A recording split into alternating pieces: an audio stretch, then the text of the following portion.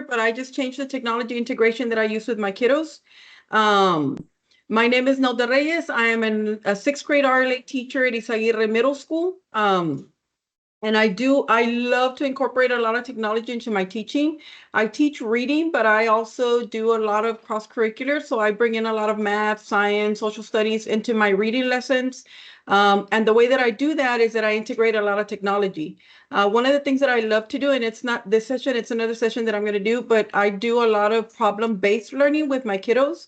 And just because it gives them that autonomy and, of them selecting what they want to learn about or what they want to study. Of course, as teachers, we can always link what we kind of want to gear them towards. So like I'm also an Eco Rice ambassador. So I'm an Eco Rice teacher, and I do a lot of audits with my kids.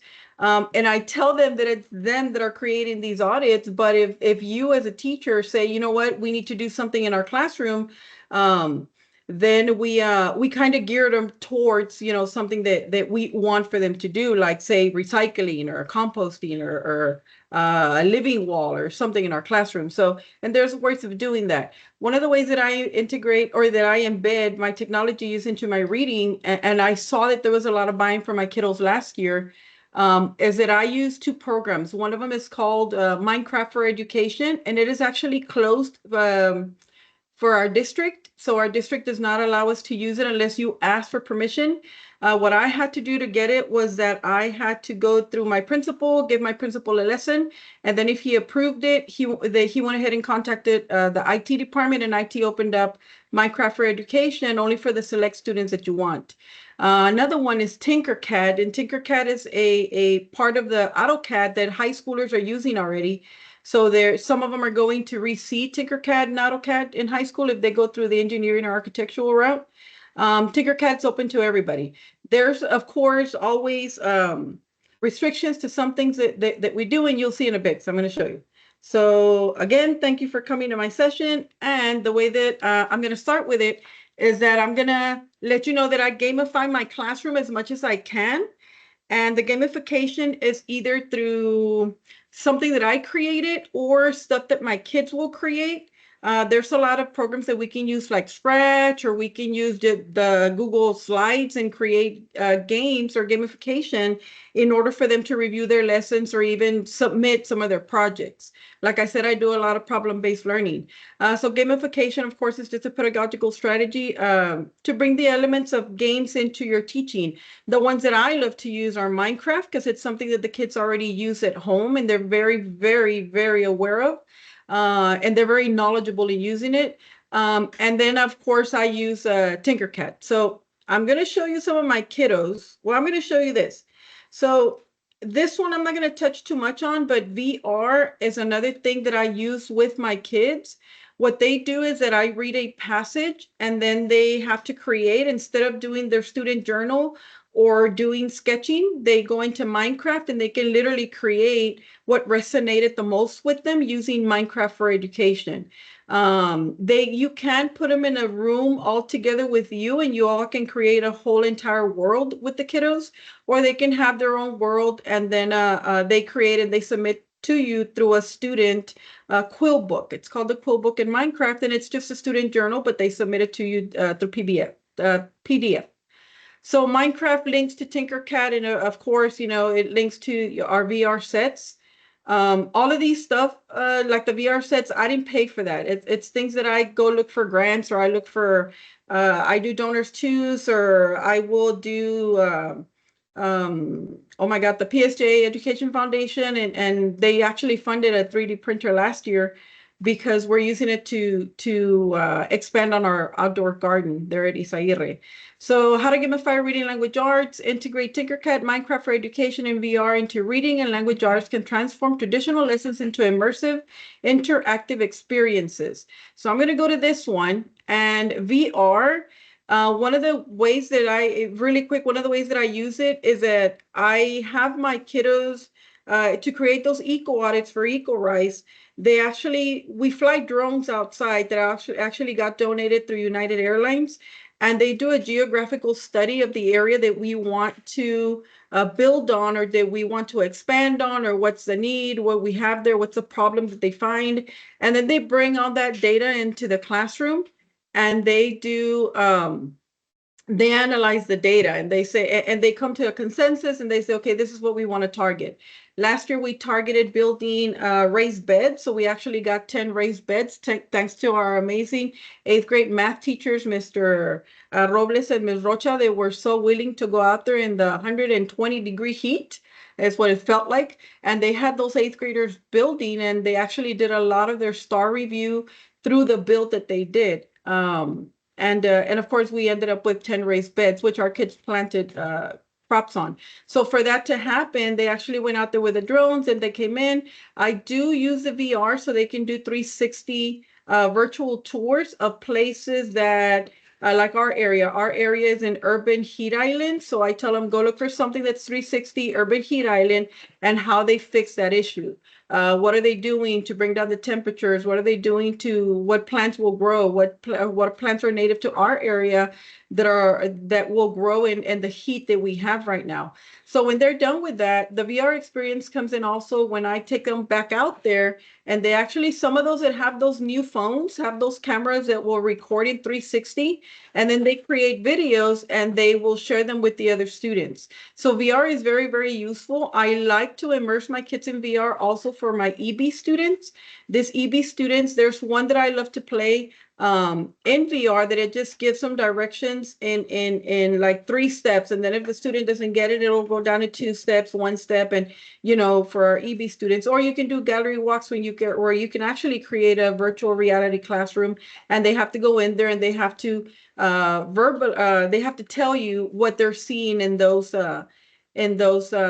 images that you place there for them. So it's very good, very good. Sometimes at first they start by themselves, and then you can put them in with 2 kids, maybe a fluent speaker and a recent immigrant or something like that.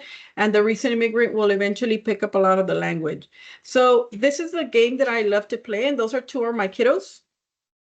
This little boy right here is amazing, amazing at Minecraft for education. He would come in, he would tell me, Miss, if anybody needs any help, don't tell them to ask you. You tell them to come to me. And I said, okay, I will.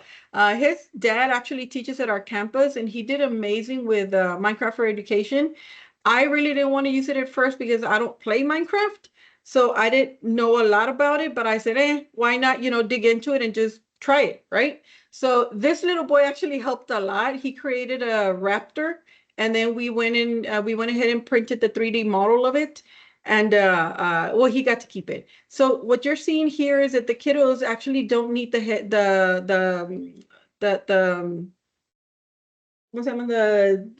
joysticks. They don't need the joysticks. They can actually go hands-free, and they go into this classroom, this game that's there in VR, and it's actually free. So if you want to do just a trial version, it's free. If you want to pay for it, you can pay for it. And of course, it's an amazing experience. The district won't pay for it though, so you'd have to pay for it or use the free version.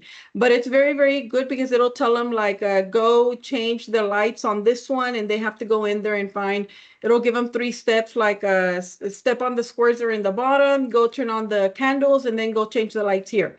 And then if the student doesn't get it, it'll say, go step on the blocks in the floor, and then go turn on the lights. And if they still don't move, it's go step on the floor, go to the next one, go to the next one, and then it'll just gradually, scaffold the student. So on this one for Tinkercad, once they do the VR experience, VR also, I'm sorry, when I do my intro tickets or my introduction to my lessons, say that we're going to read the story, the first one we read in 6th grade is 11.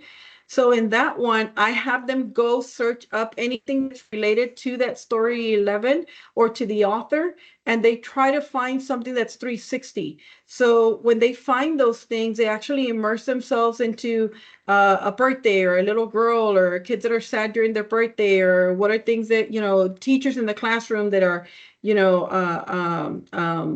the story, the teacher actually bullies the students, or bullying students, and they get to get that background knowledge, in a virtual reality world versus me showing them a 2-3 minute video that they just sit there and then I say, okay, explain what the video was talking about. So when it's immersive, that they go into this using these VR sets, it's more, it sticks more with them. It's more relatable to them. So then I go into Tinkercad. So my problem-based learning, in Tinkercad, what it is, it's a program that they can design, kind of like a SketchUp. But Tinkercad, I like it because when the student does not know how to use it or does not have any clues as to what they want to create, they actually have a gallery that they can go in there and they can get some examples. They can even tinker those examples and they just change them and make them their own. And I totally allow them to do that. It's just like AI. They go in there and they can get ideas from AI. It's the same thing with Tinkercad. So if they want to create say a 3 scale model of, whatever, a cup, and they don't know how to start, they can go in there and put 3 scale model of cup or a cup or something, and it'll give them examples. Then they bring it in, they tinker it, and then they just change it. I am going to share this presentation with you because some of these ones you can actually go in there and you can practice. So like it'll take you in there. I think this one takes me into my classroom. So this is some of the things that my kiddos have been doing, activities. You see, if you go to gallery, it'll allow you to search different things that are already in there. All of these things are 3D printable, but I do my classes. I did 3D bird feeders, our eco audits. They also have to Tinkercad design them first. And then of course our sustainability ones that I'm super proud of because my kiddos are actually 3D printing, this one to the garden, 3D printing the 17 sustainable goals. So if they go in there, they went into the United Nations, they searched it, and then they actually recreated, say, life below water. So they did this, and then they go into the United Nations and they look for the actual purpose of this particular goal, and then they printed it out, and I can actually show you one. I don't think they finished this one. You see how they oh, there you go. They get one and then they just 3D print it. You export it. Once you export it, it goes into a program that I use. It's called Creality. That one is blocked by the district, but there's ways of getting it unblocked. So everything that they do, they actually create on here and they do it here. I go back to Tinkercad. I go to classes. If I go to this one, where is it? They actually did a 3D model for our kiddos in the unit. And I don't know if the unit teacher is in here, but what they did, let me see, is that they found that an issue at our school was that our kids, our unit kiddos didn't have, what do you call it? They didn't have pencil holders. And so they decided that they were going to create pencil holders for our kiddos. And they actually designed a pencil holder. So this is the one that we ended up with. Of course, our principal got one. Let me see. So they just go tinker this, and then they open it. And of course, as a reading RLA teacher, I make them write about everything. So they have to write about it. They have to write about why they're designing that. What's the purpose of designing it? How's it going to help? How are they going to eradicate that problem? How many people are going to be affected by it? What are some probable outcomes that are not going to be, conducive to them being able to complete the project? For instance, the time that it takes to 3D print. But this one's, they came out really, really nice. And I actually have a small one here, but I'll show it later. Or I mean, I'll put it up there. But anyway, that's Tinkercad. And then let me see. These are some of the designs that they did for our garden. They designed what do you call it? Oh my God, it went up. There you go. They designed labels for what we're planting. So this is the quality education they did on Tinkercad, and you see how they have to write about it. So they have to go into the United Nations website and they have to see, okay, so my group is doing, sustainable goal number 4. So what is the purpose of sustainable goal number 4? What was the goal that United Nations leaders decided that they were going to, do with this? How are they going to eradicate it? Or what's the purpose of quality education? And I always like to start with this one.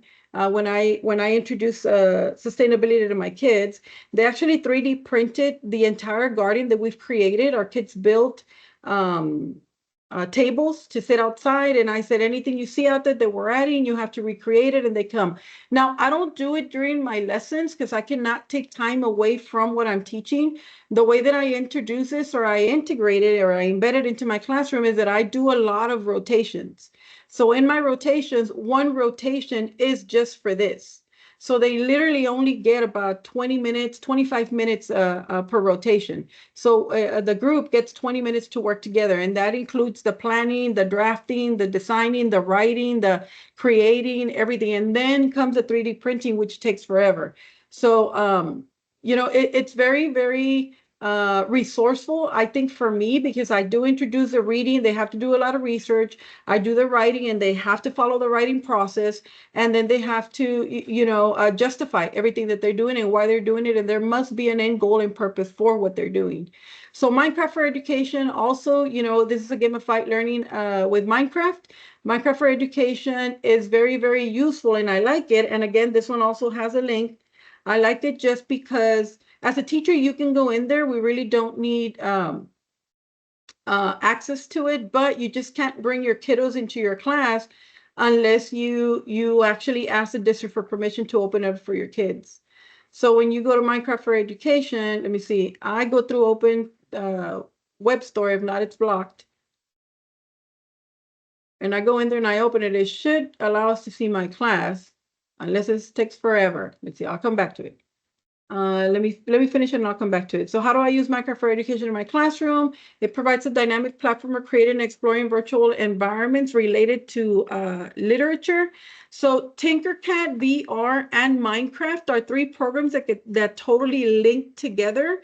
And when they create or when they read a story, when we read was the Underground Railroad, and they actually created the railroad going underground in their Minecraft world. And some of these kiddos, like that student that, his dad works with us. Oh my God, he even made the steamboat, throw out steam, and he put lights. And I'm like standing there, how in the world did you do that? Here, let me show you. And then he just clicked the lever, and he opened up and excavated, in another one that we did. And I'm like, oh my God, like these kids will come up with so many things that, it's amazing just to watch what these programs allow the students to do. So literary worlds, we do create genres. So in Minecraft, if whatever particular genre we're learning about, if it's fiction, they have to create a fiction world in my realm or in my world. And then they can go out there and do whatever they're doing in their world, and they submit their assignment through their world. But we have to do the collaborative work first in my world, and then they go to their world. Let me see, character role play and interactive storytelling. They do tell a story. So those Minecraft for Education, the platform, what they're writing in their book and quill, they have to write about it, and then they have to submit it to me for a grade. We do use a lot of this ones for the revising, for the grammar check, the punctuation, the editing. So this one, I'll print out a couple of them, or I'll share them with them through Kami, and then they can do their revisions there. But this is some of the things that they did. We read of Venezuela Lightning, also in 6th grade. And this one is, just a little synopsis of what they understood. They create in Minecraft, and then they write, and then of course they send it to me. This one's, they can create up to like 10 pages in that Minecraft. And I like it because they really don't write with their hand. They're actually typing in there.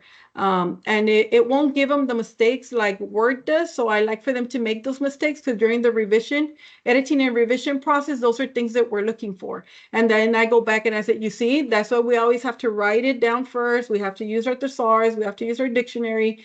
And they're more apt into doing that because they don't want to make mistakes when they submit them to me. This one's another one. We read The Raven. So that's what some of these kiddos created. And of course, the Raven is him and the brother were going to a world, and they find gold, and one of the brothers stays there. So they created the world by himself, where the brother gets stuck and the Raven actually leads him there. So, all right. So then VR, Tinkercad, Minecraft VR, and cross-platform projects. Combining all three technologies. So you can also combine these tools for more comprehensive projects. Like I said, you can't always use them by themselves. You can use VR just for intro lessons. If you do not have the Meta Quest Oculus sets, VR or MetaQuest actually allows you to download it, and it's open to the district. Download MetaQuest VR platforms, and they can go in there and they can actually have the same experience, but they're using their Chromebook. I mean, they don't have the VR sets, but they can actually go into a lot of these websites or YouTube 360 channels through the VR experience. Minecraft and VR and Tinkercad, of course, have students design settings or objects in Tinkercad, then import these designs into a VR environment. They can explore their creations in a virtual space, providing a more interactive way to engage with their work. And then, of course, Minecraft and VR, whatever world they create, you can import it into your VR set that I have an account for. You have to create your own account, and then you bring in whatever their creation is, and they actually walk through their Minecraft created world. I share the collaborative world with them, and then we're all, okay, what did we miss here? We were reading 11 and we didn't put it in the fiction section. What are some things of the story that 11 that we're missing that were very, very important to us or might be tested in the STAR test? And then they'll go back in there and they'll think about empathy or you know, or how the problem was resolved, when the conflict started, what was the climax. So they'll come and they'll design that part in there, and then we'll just create the storyline, kind of like a plot diagram, but you're literally walking through a virtual reality world in Minecraft, and it's amazing. I play it all the time with my kids. There's actually one teacher that's logged in right now that went in there, and she either took a picture of me or recorded me. And we were playing with my kids because I always like to try something, you know, before I give it out to the students. So, and then I just love to see what they create, like that steamboat. I was walking through the world and I'm like, this is amazing. Cross-platform projects, students can design a set of Tinkercad, build it in Minecraft, and then experience it in VR. This multi-platform approach can help reinforce their learning and provide a more holistic understanding of the text. It's text, sorry for the misspelling. It's like I was saying with the VR sets, instead of me showing them a 3-minute video through StudySync, I can take that StudySync video and then we can put it into the VR world. I actually record it and then I put it into my YouTube channel. And then from the YouTube channel, I link it to my VR and they go in there and they experience that StudySync video using VR sets. I do only have 2 VR sets, so they get very, very good at sharing. There's some that don't like to share, but I normally try to leave them for like my bubble group or for my EB students, because those are the ones that I see it's helped them more. Just for the vocabulary and the terminology and the academic vocabulary that they need for STAR, I try to, you know, push them into finding those types of resources or worlds that they can go into, or platforms or 360 videos. It's very easy to tell them, you know, you can go rafting, or you can go, you can use a rowboat, or you can go on a boat, or you can go fishing on a boat, and then them go into a VR set and go into this 360 worlds where they're actually in a boat fishing, or a raft going down the river or going down a stream, or, you know. So it's just very, very, very useful for the students to create that background knowledge. And I see that it's faster for them to create it. Let me see if Minecraft opened up.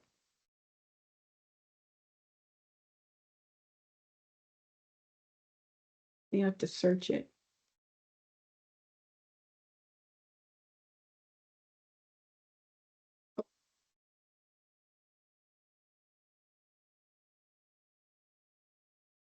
What I like about Minecraft also is that if you go in there, education, it has a lot of things that are already there's lessons already in there. So like if you don't want to create anything for them and you just want for them to um, if you just want for them to do like the coding, or for them to do let me see, lessons, there's for social studies, math, science, reading, there's for like virtually, there's like everything in there. So you can just assign it to them, or they can go in there and tell them today go into a social studies lesson, and you know, or go into a coding lesson. So you sign in.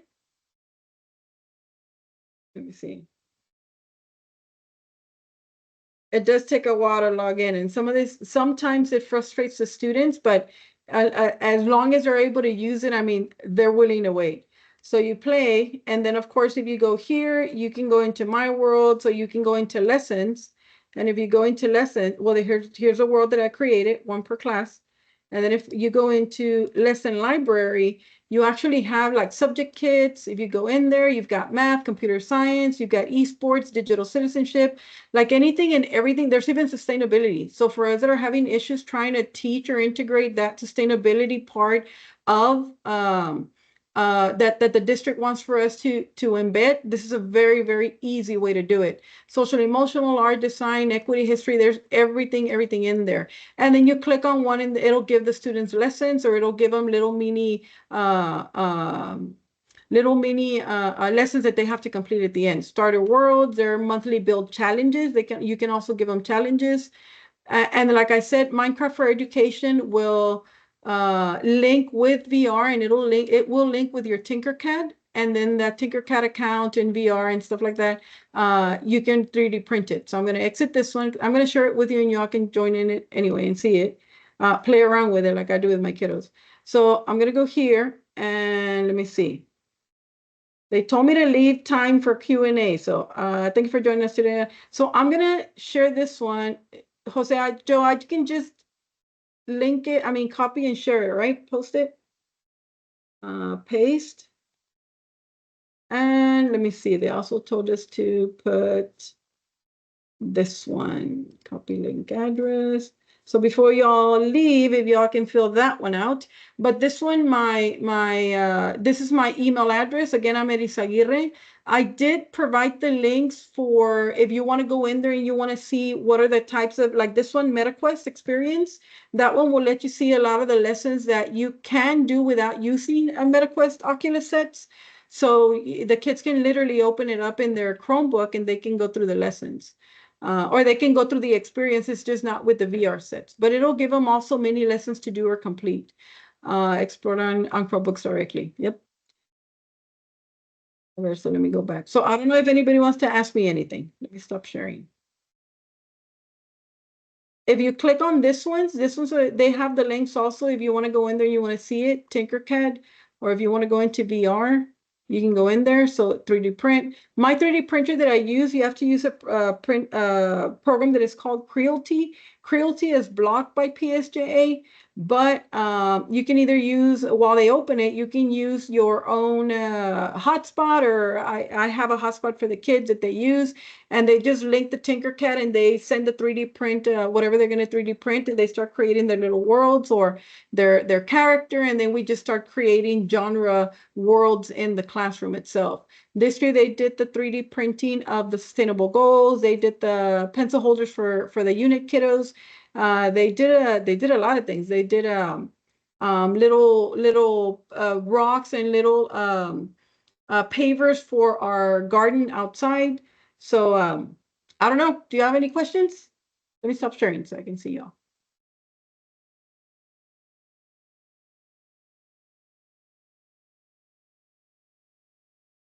Did it let me stop sharing or no? Let me bring y'all over here. Oh, hi, Ms. Martinez. My problem-based learning, what I do with that one, and if y'all have never heard of EcoRise, EcoRise is an organization that gives out grant-funded money for us to do anything in our campuses as far as sustainability. So if you want to create, I don't know, if you want to create a garden inside your classroom, or if you want to create recycling bins, or if you want, one year my kiddos did air purifiers for our classrooms, and that was the year after COVID, I believe. And then you create an eco audit, and it has to be student led, and those students, what they do is that they create an eco audit saying this is a problem that we see in our campus or in our classroom, and this is how we think we can fix it. And then you submit the project to EcoRise, and EcoRise will tell you, well, do you have any data as to what do you want to fix? In our case, when we did how do you monitor the progress work? They have to submit all of their work to me. So like if they want to use Minecraft for education, and again, if you have students that are misusing it, and that's one of the things that I told my kids, because they can actually access it anywhere. Some of the teachers did reach out to me and tell me like, hey, they're playing Minecraft in my classroom. And I said, all right. So they give me the names, and then I warned them once, and I said, if I get another complaint, the entire classroom loses their Minecraft access. And I actually had to do that with two of my classes, which were my accelerated classes. And PSJA, the IT guys are amazing. They just, in one day I told them, hey, remove access from all of these. And then they did that. So what I do is that they have to send the same way that they would submit a Google form or a Google assignment to you or paper-based, they do it through Minecraft. So in Minecraft, they have a thing that's called Book and Quill, and they have to write on there. Once they submit it to me, I will return it to them in Kami, and then they have to find a peer student that edits it and revises it with them, and then they have to resubmit another project. They have to resubmit the fixed one. However, they can either do it in Minecraft again and go in there and open up the Book and Quill and fix it, or they can do it in Kami and just submit it to me. The progress is like it's also like that. Like I said, they have to create in the collaborative world with me. And then once they create with me, they actually create a little sign. And on that sign, and if you saw, like I have a world per classroom, and they have to type in their names. They have to type in their name so that we can see that everybody's actually collaborating. Of course, if they're not part of it, they understand that they're going to get a failing grade. A lot of these kiddos, since we don't have enough time in the classroom, Minecraft for education is actually amazing for you to get for homework because they don't mind being on Minecraft. So I tell them, take about 20, 30 minutes, complete the assignment that you missed, submit it back to me, and then you're free to use Minecraft however you want. So they'll create a Minecraft world for the collaborative with me, a Minecraft world for them for their assignments for me, and then they'll create their plain Minecraft.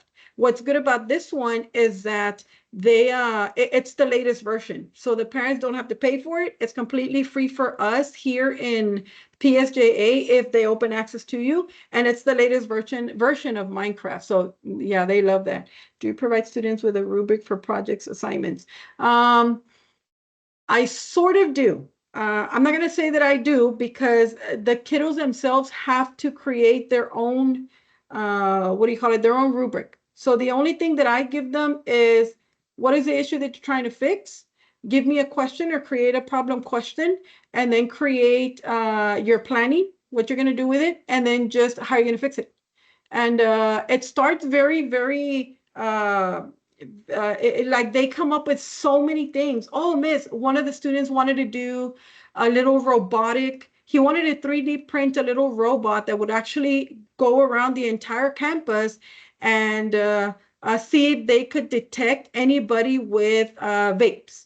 And I said, well, I don't tell them no, that they can't do it. But when they got to the phase of creating it, designing it, and creating and designing and actually seeing how much would go into that, they said, okay, well, then this is a little bit too much. Let me lessen it. So they go back into their own created rubric with the 4 that I give them, the 4 original ones. And they say, this one didn't work. Let's go back to the drawing board and let's make something more simplistic. Like we can create maybe something that'll detect if kids are throwing trash into the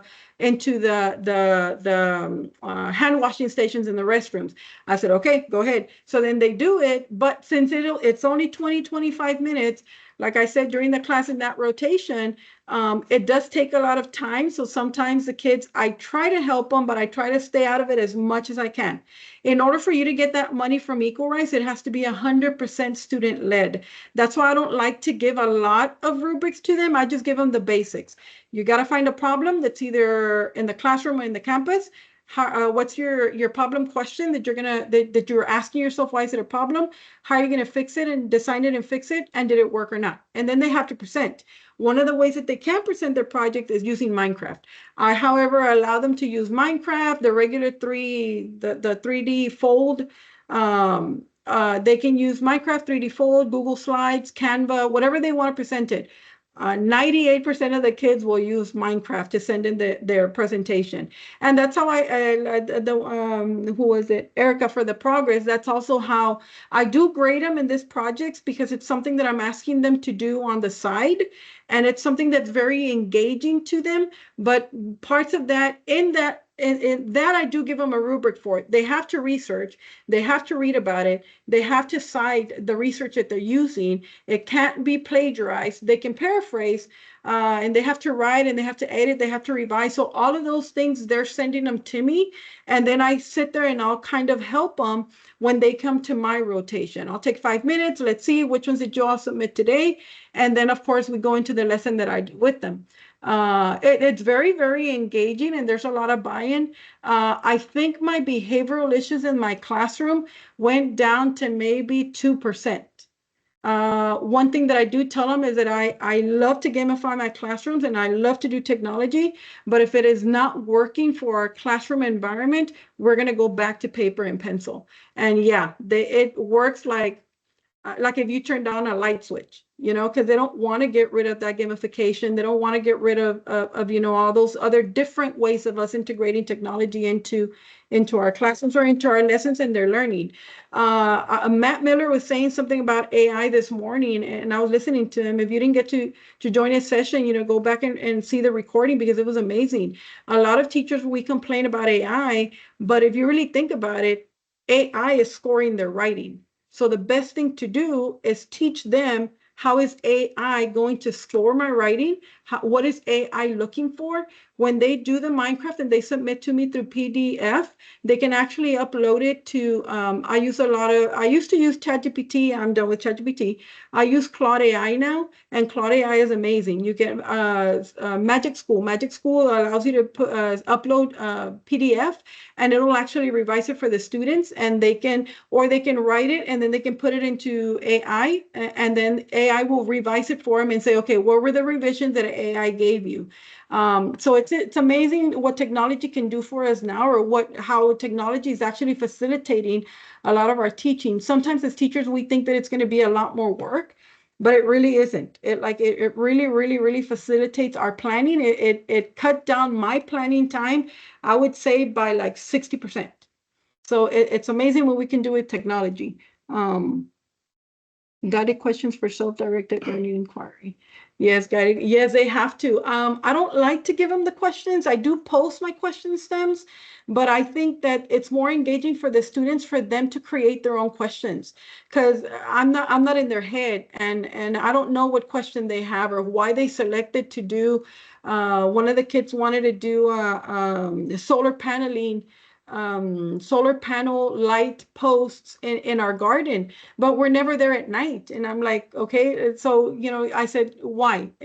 Tell me, what's your question? Why did your head gear you towards that? And then he just said, oh, well, I wanted to attract a particular moth, but the particular moth is nocturnal, but it needs light. It needs a certain light source, and we don't have any light switches outside. So I want to attract those moths. And he created a 3D figure of it, or a 3D model of it. He designed it in Tinkercad. He 3D printed it. We ran out of time, and we did not get, a chance to submit that for funding. But that one's going to be one of my first ones to submit for EcoRise for funding. If EcoRise likes your actual eco audits, you start at $750. But if they like it so much, they'll actually fund $750 for you, and $750 for the student or the group, and $750 for the teacher. So you end up with $1,500 from EcoRise. What are the revising pages you use? Revising pages that I use. I use the one that the district actually puts in the curriculum. I follow the curriculum to the T. I am part of the curriculum writing team. And this year we kind of changed it up for middle school, 6th grade, well, 6th, 7th, and 8th grade. And it's going to be amazing when y'all go to that curriculum rollout. But we submitted, or we embedded a revision page in there. And that's what I use for my revision. In those revision pages, I get the students, and you always have those higher level students, and then your meets, your high approaches, low approaches, and I team them up, one per group, and I create a group, and then I give them that revision page, and then I said, okay, simplify it.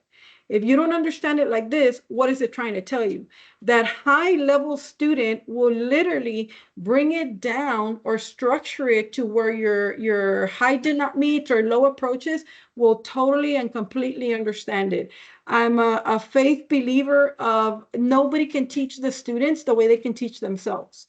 I give like about a 10-15 minute lesson and then I let them go. And I just walk around and I help them in those groups. But the conversations that these kids create for each other to help themselves, they will bring a revision rubric that's very, very star aligned in technology and or in vocabulary.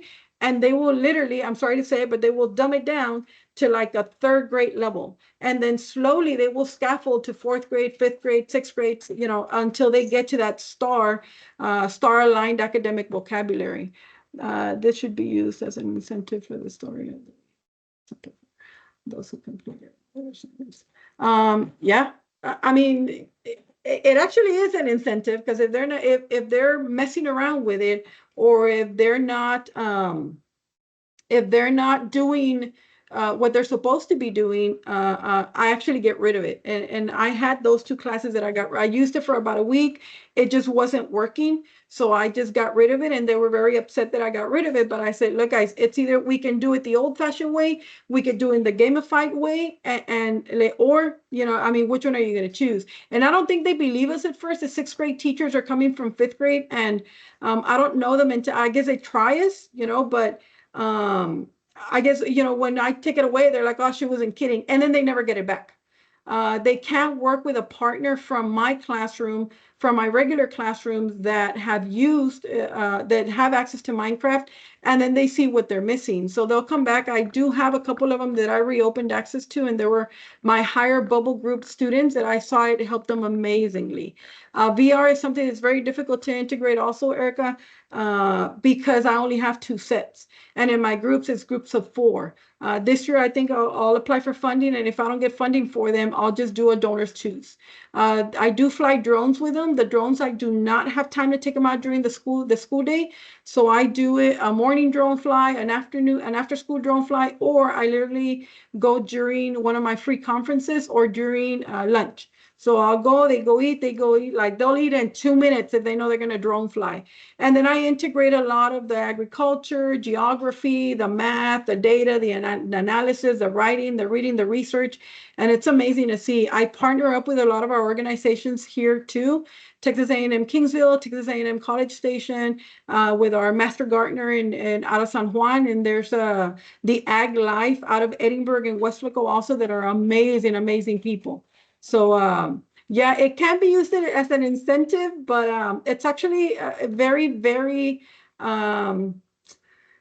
it's very intriguing to see how if you try to gamify as much of your classroom as you can, there is a massive buy-in from the students. And like I said, a lot of us in our campus, we do have a lot of issues with behavior. And doing this, I have seen has helped, you know. So, yep, thank you for but yeah, I can see how it's an incentive too. Maybe on a Friday when we're done with the test, all right, get in Minecraft and play your own world or something. We never have time for that, by the way. Can I think use mic? Uh-huh. Right. Okay. So the reason why I mentioned that also is because it's so time consuming. So if you get the students to read their story, do all their questions, and do what they need to do, they look forward to maybe doing something like this at the end, but with the understanding that everything has to get done because we are, we have to follow a curriculum and it's time consuming, so that was another reason why I had mentioned that. Yeah, and I'll be honest with you. I think in the beginning that one of the things that I struggled with was actually getting through the questions and the strategies and this and that, and just because there was like very little buy-in from the kids, and they'll ask you a question, and then they'll expand that question like to a point to where you know what, yeah, they're just trying to waste my time so we don't finish. you know? So I give them a time frame, and I said, Monday we do this, like exactly the way curriculum is. If we don't get it done by Friday, guys, there's no time for, in that rotations that I do, there's no time for that section, because I'm going to have to take out the gamification, and we're going to have to put an extra review in there. So it minimized a lot of those unnecessary questions that pop up all of the time. The restroom use like diminished amazingly, because they know that if they go to the restroom, we literally stop and we wait until they come back. And the kids that are actually waiting, that are not getting to do that, you know, incentivized gamification, if you want to do it that way, you know, they get very upset at those students. So they come to realize that I either go to the restroom before Ms. Reyes' class, or I go after, and because we're not going to get to that part. But yeah, I can totally see how it works as an incentive. And if you really think about it, it kind of is incentivized, because if they don't do their work or they don't complete it, I'm in elementary level, and this would help me, my sped population with engagement.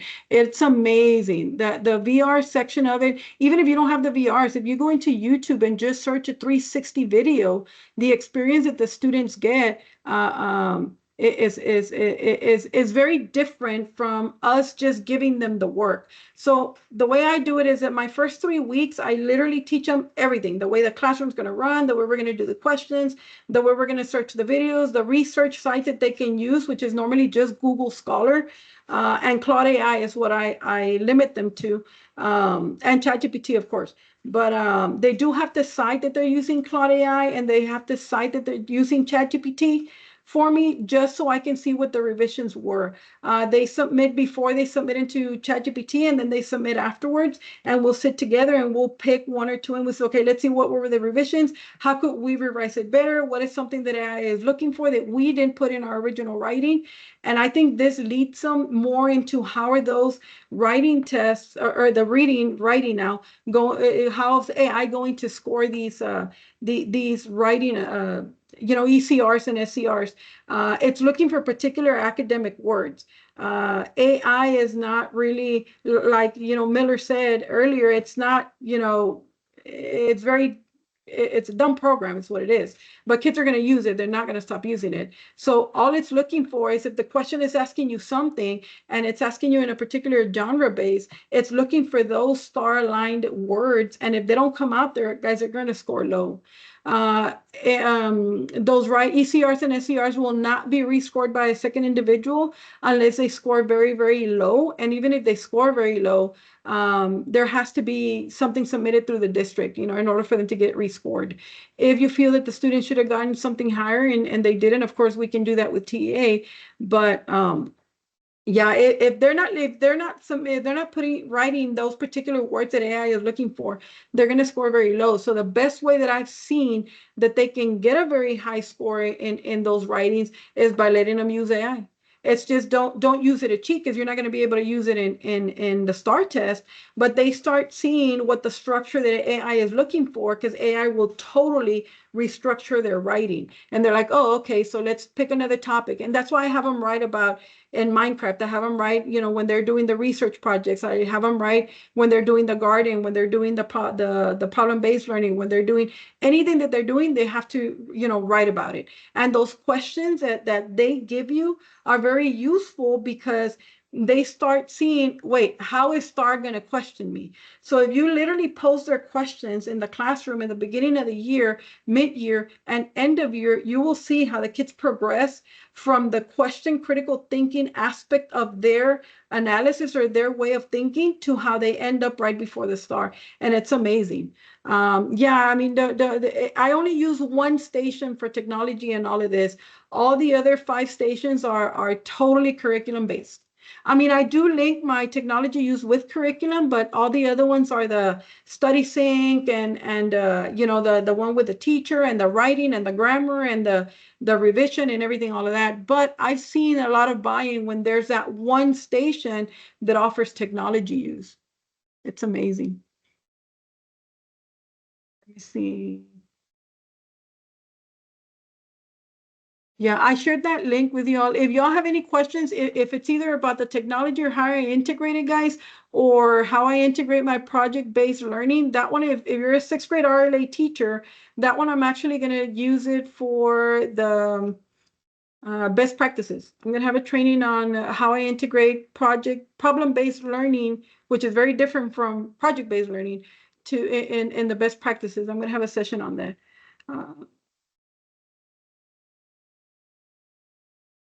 Yes, thank you all for joining. Thank you all for joining. And I saw some of them that I think in session 2, I saw some that are like, I want to know that one. So I probably joined those.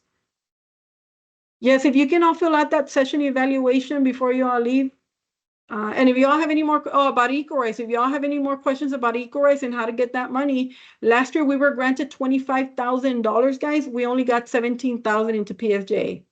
So when we went this summer to one of those trainings, they said, guys, y'all got to tell those teachers, spend that money. And we're like, well, we tell them they don't do the eco audits. So I can totally walk you through doing an eco audit for EcoRice, and it can be anything having to do with sustainability, environmental justice, social justice in your classroom, in your campus, in your, anything. If it's just something that you want in your classroom and you want to fix, have the kids find the problem, try to fix it, submit for an eco grant and, eco audit grant, and they send you the check. It takes about a week to get the money. Then you spend it. And that's it. Very simple. However, the engagement that your kids are the engagement with these students trying to figure out a solution to a problem that is very, very pronounced in their classroom, just in the classroom, they will come up with so many. I had one student that actually wanted to create an audit because if you notice in PSJA, we do not have desks that have hand rests for left-handed people.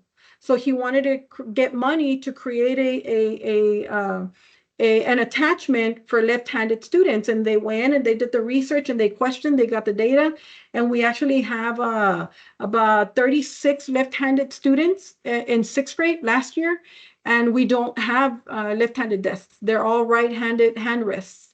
And I said, I never would have thought of that. Like, I see the student turn and sit and write like this, but it's very uncomfortable. So he wanted to do a prototype to see if it would work. But again, like I said, we ran out of time. A lot of these kiddos will join my club after they go to 7th grade, or they will go and they'll ask 7th grade teachers if they want to do it. Yeah, I mean, I'm telling you, they come up with issues and problems that they themselves are having that as teachers, we never would have, like, duh, I know we don't have, and I actually literally walked to all the classroom. There is not one left-handed desk. I'm like, oh my God, I never would have figured that. But the student was a left-handed student. The one about the vaping, that little robot, obviously they see that it's an issue. And I think that one's one of the other ones I'm going to follow up with, because we did create a partnership with an engineer from San Antonio that's working with the student with the solar panel lighting to attract those moths that you want to attract. So I'll probably join that student into those meetings, and they meet with them like once or twice a week, whenever the engineer is available. But the engineer is a PSJ alumni for PSJ North. So yeah, that is super cool. When I tell them, hey guys, it's somebody that came from here, and he went to LBJ, then he went to PSJ North, graduated, and now he's working for San Antonio as one of their engineers with a PSJ associate. So super amazing. They'll see the purpose and why am I doing this and why is this important to me, especially when they see it out in the field. The one that we have partnership with in Kingsville, that one's my son, and my son actually went through LBJ. He went through PSJ North. He graduated with an associate's in science from PSJ North, and now he's an agricultural scientist out of Texas A&M. So yeah, they partner up with him for the agricultural aspect of our garden and the flowers, pollinators, and everything. And they have like 1,000,001 questions for these people. It's amazing. Yeah. So Joe, what time is this session over? 10:30, 10:20, 10:20? I didn't even check. Let me see. I don't, doesn't tell me. Oh yeah, 10:30. Yeah, it's amazing, Erica. Like, if y'all have any questions, like I said, my email is on there. Yes, we got to spend that money. We got to spend the $25,000 from EcoRice. EcoRice actually is looking into creating green buildings here in PSJA. So yes, and you know what? Really quick, I mean, I'm done with my presentation, but if you want to hear my story with my son and why I do what I do, my son actually went to LBJ, then he went into PSJ North, and as a freshman, he came to me crying one day and he said, Mom, I'm done with school. And I said, what do you mean? He goes, I'm done. Like, I don't want to go to school. School is not doing anything for me. I see no worth in me sitting there with the teachers that are telling me the same thing that I've been, and he's a GT student, listening to the same thing over and over and over. And then they just sit there or they stand there and they expect for me to sit there for 90 minutes and listen to them talk. I'm done with it. So he wanted to drop out. And I said, you can't. You got to be 16 anyway. Then I'm not going to sign for you to drop out. So I went and I talked to the principal at the time at PSJA North. And there was this one teacher there that she's still there, Miss Santiago. I owe that Marie Santiago my life. And so does my son, because the principal, his solution, it was a man at the time, his solution to my son's issue was putting him in a recycling class, which thank God and luckily it was Miss Santiago teaching that class. And Miss Santiago brought this love of science to my son that he signed up for her class his freshman, sophomore, junior, and senior year. So he became an agricultural engineer scientist because of that woman. And every time I get a chance to see her and I mention her and I said, what is she doing that captured my son so much that this kid took that class with her 4 years in a row. She even spoke in his graduation ceremony when we had that whole thing with them, the dance and whatever. But he called her and he gives conferences, guys, all over. He just finished one. He's going to publish some work for agriculture. He's going to go give conferences in Washington. And he's very, very sought out for environmental justice, for agriculture, for, for planting, for species. He just worked with the U.S. Navy. It's amazing. So he did, he's done projects that I never would have figured when he came to me as a freshman crying. You should have seen a freshman, almost 6.5 feet tall with a beard and a mustache crying, please let me drop out. And I'm like, what the heck? So when I went and he would tell me what Miss Santiago was doing with them, I said, I'm going to bring that into my classroom. And that's why I bring a lot of sustainability to my classroom. She is amazing. That woman has been saying she's going to retire for I don't know how many years, but she's still there. And I am so happy that she's there because she's touching so many lives of so many kiddos. My son, he didn't want for us to pull out any weeds. Miss Santiago says we're not supposed to pull out weeds, Mom. They're part of nature.